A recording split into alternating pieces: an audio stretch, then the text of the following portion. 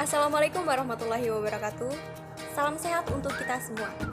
Baiklah, di sini kami dari kelompok 1 Pendidikan Kimia kelas B akan menjelaskan mengenai keanekaragaman hayati. Nah, apa sih keanekaragaman hayati itu? Namun sebelum kami menjelaskan keanekaragaman hayati, saya akan memperkenalkan rekan-rekan saya dari kelompok 1. Nah, di sini ada saya sendiri yaitu Nurul Hidayah, ada Hardini Anggun, ada Friska Della, ada Rizka Awalia, ada Agus Miftahudin, dan ada Dery Mita Salam. Nah, apa sih keanekaragaman hayati itu?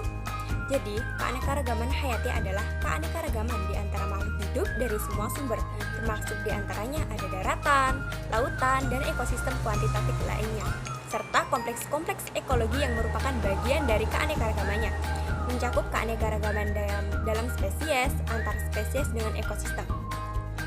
Nah, dalam keanekaragaman hayati itu dibagi menjadi 3, yaitu keanekaragaman hayati tingkat gen, keanekaragaman hayati tingkat spesies, dan keanekaragaman hayati tingkat ekosistem. Keanekaragaman tingkat gen. Keanekaragaman gen adalah variasi atau perbedaan gen yang terjadi dalam suatu jenis atau spesies makhluk hidup. Keanekaragaman genetik pada spesies hewan, misalnya warna rambut pada kucing, yaitu Felis silvestris catus. Ada yang berwarna hitam, putih, abu-abu, dan coklat. Keanekaragaman tingkat jenis atau spesies.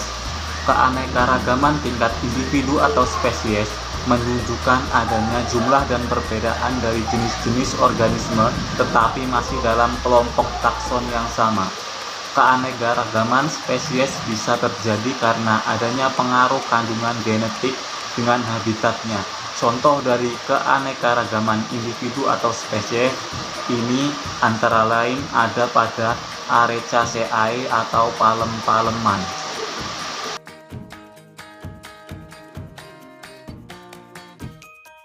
Di sini saya akan menjelaskan keanekaragaman hayati tingkat ekosistem.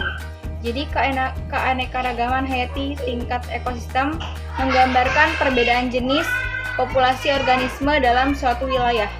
Contoh dari keanekaragaman tingkat ekosistem antara lain ekosistem padang pasir atau gurun, ekosistem air tawar, ekosistem air laut, dan ekosistem hutan hujan tropis.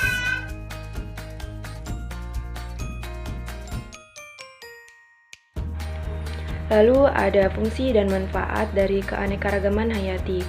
Yang pertama ada nilai ekonomi keanekaragaman hayati. Itu berfungsi sebagai sumber bahan pangan, sumber bahan obat-obatan, sumber bahan kosmetik, sumber bahan sandang, sumber bahan papan, dan juga sebagai aspek budaya.